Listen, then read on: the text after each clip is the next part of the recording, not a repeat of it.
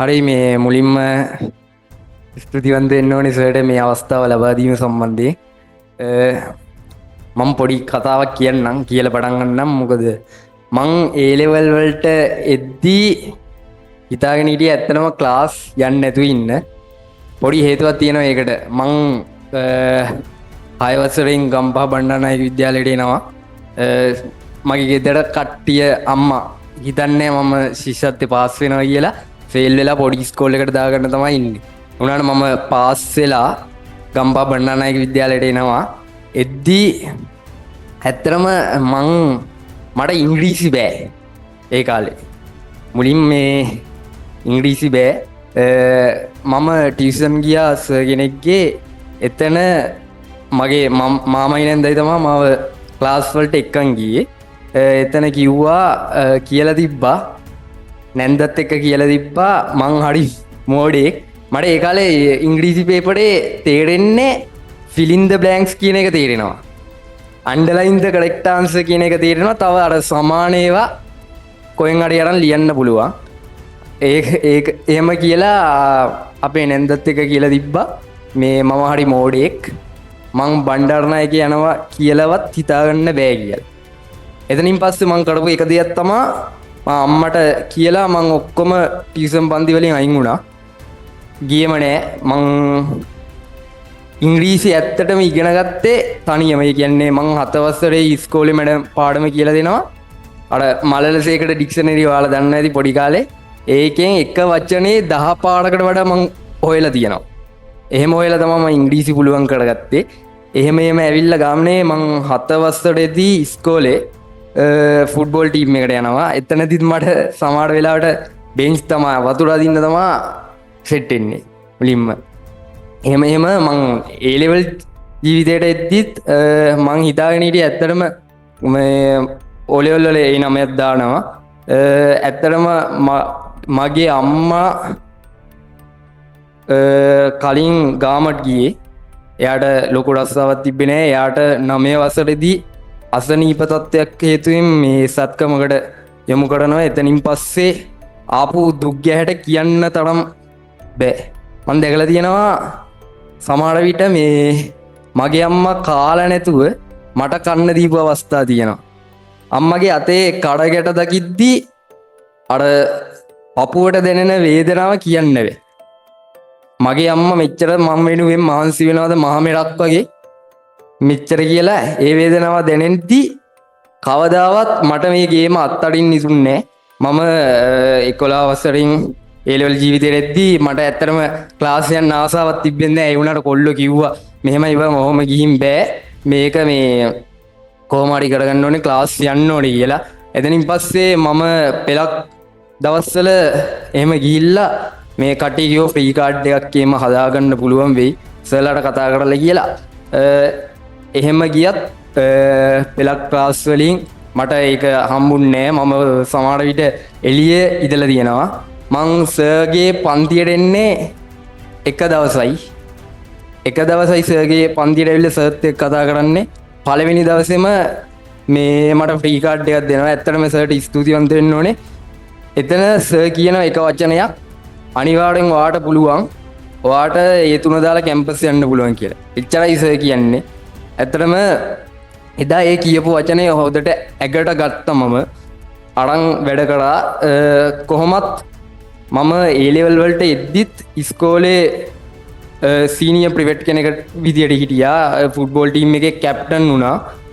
එහෙම කොහොම හරි මට ලොකු කාලයක් හම්බුන්නේ මේ A level එක වැඩ කරන්න. කියන්නේ මම සාමාන්‍ය ඉස්කෝලේ යන උදේ 6ට ගෙදර එද්දිත් 7 විතර වෙලා තමයි ගෙදරට එන්නේ. ප්‍රැක්ටිස් ඉවර කරලා ඔක්කොම කරලා එද්දිත් සෑහෙන වෙලාවක් ගිහින් තිබ්බා. එහෙම කොහොම හරි කාලේ මං සාමාන්‍ය වැඩ කරේ නිසාචට.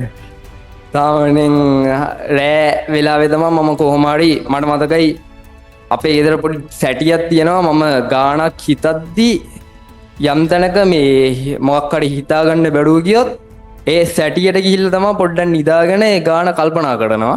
කල්පනා කරද්දී මට නිින්ද යනවා. එහෙම හිතීදයිති එකපාරට ගැස්සිලා හැරෙනවා. මට මේක කරන්න උවමනාව තිබ්බා. ඒ කියන්නේ මට A-level ජීවිතේෙදි ටාගට් දෙකයි තිබ්බේ. ඇත්තටම එකක් කිව්වොත් මේ මැත්ස් වලින් අයිලන්ඩ්ස් ෆස්ට් වෙන්න හීනයක් තිබ්බා. ඒ වුණාට මම දුක් වෙන්නේ නැහැ. අපේ ඉස්කෝලේම සහෝදරයෙක් තමයි ඒක මේ පාඩ ගන්නෙ. මටත් උවමනා වුණේ එච්චරයි. ඒකට කියන්නේ මාට අභිමානයක් තියෙනවා ඉස්කෝලේ ගැන. දෙවෙනි එක තිබ්බේ මට ඕන වුණා මේ බාහිර වැඩ කරලා කාටවත් මෙතනින් ඉස්සරහට යන්න බෑ කියන මේ මතය කඩන්න.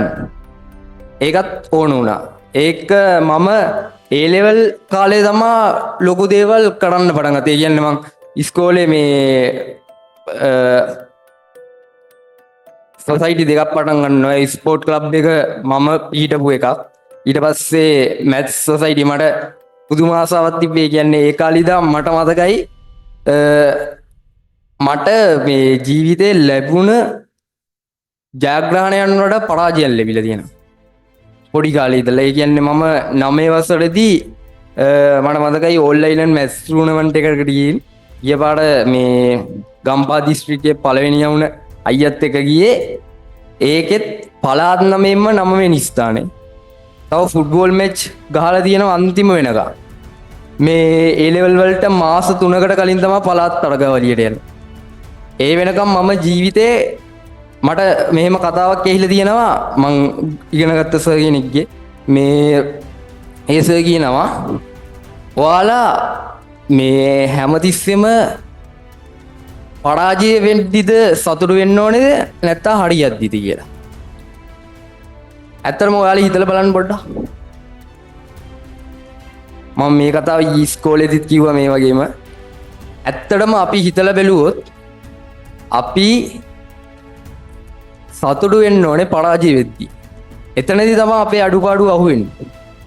ඔයාලා දැන් හිතන්න එපා ලකුණු උඩන්න. දැන් ලකුණු අඩු වුණොත් තමයි ඉස්සරහට හරියන්නේ. කවදාවත් වරදින්නෙත් නැහැ. හැමදාම වරදින්නෙත් නැහැ. හැමදාම හරියන්නෙත් නැහැ. ඒක නිසා කවදාවත් බය වෙන්න එපා වරදිනවට. ඒක තමයි කියන්න තියෙන්නේ. ඒ වගේම මේ කාලේ මට මතකයි අම්මා රස්තාවක් විදියට කරේ අර බම්බු කොටපු එක. ඒ කාලේ මං සර්ගේ වීඩියෝස් තමයි ලොකුවටම බැලුවේ. ඒ කියන්නේ මට හිතුණා මට කාලේ මදි වෙයි කියලා. ඒකින්ද මං කලින් සර්ගේ YouTube එකේ වීඩියෝස් තමයි ගොඩක්ම බැලුවේ. එහෙම කරලා කලින් පාඩම් ටික ඉවර කරගන්න තමයි බැලුවේ. ඒ කාලේ මට සර් කියපු හොද සර්ගේ වීඩියෝ එකක තිබ්බ එකක්. සර් කියනවා අම්මා බම්බුකට මෙතන පැත්තකින් මන් දැක්කා සර් කියනවා සර් වාහනයක් ගන්න හිටපු සල්ලි වලින් ෆික්ස් කරලා අම්මට account එකක් හදලා දුන්නා කියලා. මං ඒක අම්මට කියනවා. මට මාවට සතුටුයි. මටත් එහෙම දෙයක් කරන්න තිබ්බනම් කියලා. ඒ වගේ සර් පුදුම සපෝට් එකක් මං ඉස්කෝලේ හෙඩ් ප්‍රිපෙට් වෙද්දී සර් කතා කරනවා මට එදාම සුබ පතන්න. සර් කියනවා ඔයා අනිවාර්යෙන් මේ ගම්පහ දිස්ත්‍රික්කයේ දිස්ත්‍රික් රෑන්ක් එකක් දාලා තමයි මේක ඉවර කරන්න ඕනේ කියලා. එතනින් පස්සේ මම හිතාගන්නවා අන්තිම වෙනකන් ගේම අතාරින්නේ නැහැ කියලා. අන්තිම ටිකේ මම ඉස්කෝලේ ස්පෝර්ට් කැප්ටන් වෙනවා. ඒ කාලේ මේ පන්ති වලට ඇත්තටම මං කිව්වොත් මම පන්ති කට්ටුණා කියන්නේ ඉස්කෝලේ වැඩත් එක්ක මම සෑහෙන මාන්සි මං පන්ති යන්න වෙලාවක් හොය හිටියේ. ඒ කාලේ ඇත්තටම පිට්ට නියමයි. දත් ටික විතරයි පෙවුනේ. එච්චරටම මට පිට්ටනිය තමයි ඉන්න ඕනේ ගොඩක් වෙලාවට. එහෙම මම කොහොම හරි මගේ අර කරන්න උවමනාව මේක කරලා තමා නවතින්නේ. මම සමහර විට පේපර් ක්ලාස් වලට එනවා. මෙහෙ සෑහෙන්න පරක්කු වෙලා මේ පැයක් විතර පරක්කු වෙලා තමයි පේපර් ක්ලාස් එකට ඉන්නේ. ඇවිල්ලා මෙතන මම විතරයි සුදුවට ඉන්නේ යුනිෆෝම් එක ඇඳගෙන. ඔක්කොම අනිත් කට්ටිය කලකිට මම විතරයි යුනිෆෝම් ඉන්නේ. එතන පිටිපස්සට ඇවිල්ලා ලියනවා. සමහර විට මම පේපරේ ලියද්දි අර AC අංකල් මතක් කරන්න ඕනේ. එයා ඇවිල්ලා කියනවා මේ ලයිට් නිවන්න ඕනේ පොඩ්ඩක් මේ ඉම්මනේ ලියලා දීලා යන්නේ කියලා. ඒ වුණාට මම ලියනවා. එයා කියනකන් අර මෙතන තියෙනවා මේ එළිය තමයි මම පේපරේ ලියලා අන්තිම වෙනකන් ඉන්න අයියාගෙන. ඒ අයියට පේපරේ දීලා යනවා. මගේ කාලය අරන් ගිලෙනවා. ඒ අයියට ස්තුතිවන්ත වෙන්න ඕනේ. මොකද මට මතකයි අර පාඩන ඉන්දීපේ පේපර් එකක් ලියද්දී අයියා මම ඒක ලියලා ඉවර කරනකන් හිටියා. සෑහෙන සපෝට් එකක් දුන්නේ. මේ යාළුවත් දන්නවා මගේ මේ විස්තර වෙන්න පහු වෙනවා කියලා. මේ එහෙම කොහොම හරි පේපර් ක්ලාස් වල මම සාමාන්‍යයෙන් ගත්තොත් උඩ රෑන්ක් මම මොනවා නැතත් මේ තියරි මිස් වුණත් පේපර් එක ලියනවා. කොහොම හරි මේ සමහර විට රෑ 30 ඉස්කෝලේ එක්ස් බෑන්ඩ් එක තිබ්බා. ඒකේ මට මතක සිදුවීමක් කියන්නම්. මං සති 3ක් විතර ඉස්කෝලේ නැවතිලා හිටියේ. ගෙදරට ගියේ නෑ. නයිට් ගක මේ ඉස්කෝලේ රෑ එළි වෙනකන් හිටියේ. සර්ගේ මේන් එක්සෑම් එක ආවා. මේන් එක්සෑම් එක තිබ්බේ එක්ස් බෑන්ඩ් එක ඉවර වුණ දවසට පස්සේ දවස්. එහෙම කියලා මට මේ ලියන්න නැතුව එන්න තිබ්බා. දැන් මට මේ කරපු ඒවත් එක්ක මේක සාධාරණීකරණය කරන්න පුළුවන්. ඒ කියන්නේ මෙහෙම තියෙද්දි මේක මගහරින්න පුළුවන්. ඒ වුණාට මම ඇවිල්ලා ලිව්වා. මං ප්‍රැක්ටිස් කරේ මොකක් හරි විභාගයක් තිබ්බොත් ඒකට ඕන වෙලාවක මුහුණ දෙන්න. ඒ කියන්නේ හෙට විභාගයක් තියෙනවා නම් මට මගේ දැනුමෙන් උපරිමේ ලියනවා කියලා මම ඇවිල්ලා ලියනවා. ඒ මේන් එක්සෑම් එකේ මගේ සෙන්ටර් රෑන්ක් එක 1. ඕල් අයිලන්ඩ් රෑන්ක් එක තිබ්බ 16. එතනින් පස්සේ පට්ට සතුටුයි ඒ ගැන. මම මෙච්චර දෙයක් මෙහෙම කරලා මෙහෙම තිබ්බා කියලා.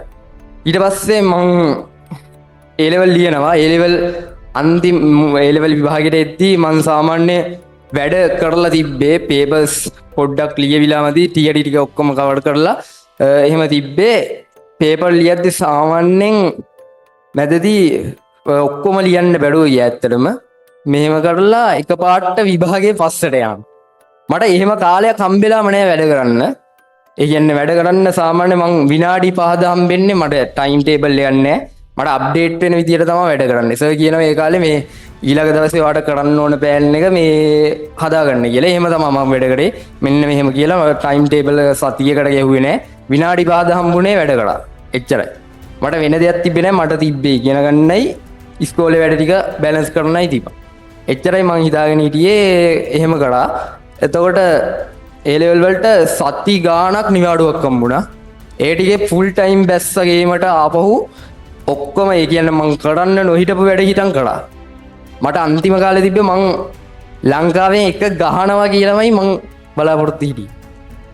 අවාසනාවකට එහෙම නෑ. ඒක ගැන දුවක් නෑ. මේ ඊට පස්සේ එහෙම මං දැන් තාමත් මං ඉස්කෝලේ යනවා. හෙඩ් ප්‍රිවෙට් දැන් ඉන්නේ. මේ එහෙම සර්ට ලොකු සපෝට් එකක් දුන්නා. අර සර්ගේ අර මොනවා නැතත් අර මම මෙතන ඔය AC එක යට තමයි වෙනදට ක්ලාස් එකේ ඉන්නේ. මේ AC එක යට මේ මට නිින්ද යනවා ඇත්තටම. මෙහෙම බලාගෙන ඉද්දි ඔළුව පාත් වෙලා නිින්ද යනවා. ඒත් මං නිදාගෙන වුණත් මෙතන අහගෙන ඉන්නේ කියන එක අහගෙන ඉන්නේ. නිදාගෙන වුණත් මට තේරෙනවා මම මේ මොනවා හරි කියනවා කියලා. ඒක තේරෙන්නේ නැහැ මොකොත් කියන්නේ. නිදාගෙන වුණත් මං අහගෙන ඉන්නවා. මං සාමාන්‍යයෙන් සර් තියරි එකක් කියලා දෙනවා නම් අර තියරියක් ඔප්පු කරනවා කියලා හිතන්නෝ. එතකොට ඒක පස්සේ මං මෙතන තේරිලා මේ කියලා නැතුව මං ලියාගන්නේ. මං හිතලා පොඩ්ඩක් මේක try කරනවා. මේක කොහොමද කරන්නේ? අර මං සාමාන්‍යයෙන් මෙතන ඉගෙන ගන්න තියරිය පොතේ ලියනවා විතරයි. ආපහු ගෙදර ගිහින් බලන්න වෙලාවක් නැහැනේ. බලන්නෙත් නැහැ. මං කරන්නේ මට පේපර් එක ලියනවනේ. පේපර් එකේදී කෙලවෙනවා. එතකොට තමයි මම බලන්නේ. අන්න එහෙම තමයි මම වැඩ කරේ. ඒ කියන්නේ මාඩ ඒ කියන්නේ ඒක මට ඒ වෙලේ තේරුන්නේ නැහැ. එහෙම ලොකු කට්ටක් කියලා පස්සේ තමයි මතක් කරද්දි මෙච්චර ගමනක් ආවා කියලා මේ තේරෙන්නේ. මං දෙයක් කියන්නම් මේ අන්තිමට මේක මේ මට මේ මතකයි අපි ඉස්කෝලේ අයියා කෙනෙක් දිවයිනේ ප්‍රථම ස්ථානයේ වෙලා එක කතාවක් කියනවා. මේ මිනිහෙක්ගේ ආයු කාලය සාමාන්‍යයෙන් අවුරුදු 60ක් කියලා කියනවා. එයා අහනවා අපෙන් අවුරුදු 20ක් දුක් විඳලා ඉතුරු අවුරුදු 40 සැප විඳිනවද? නැත්නම් අවුරුදු 20 සැප විඳලා ජොලි ඉඳලා ඉතුරු අවුරුදු 40 මේ දුක් විඳිනවද කියලා. මම කතාවක් කියන්නම් දැන්. යම් මිනිහෙක්ට මේ උසද මිටිද නැත්තම් ලස්සනද කැතද දුප්පත්ද පෝසත්ද ඒවා මොකුත් වැඩක් නැහැ. හදවතේ හයිය තියෙනවනම් හදවතේ ශක්තිය තියෙනවනම් කළ නොහැක්කක් නැහැ. එච්චරයි කියන්න තියෙන්නේ. thank you. ස්තුතියි බොහොම ස්තුතියි.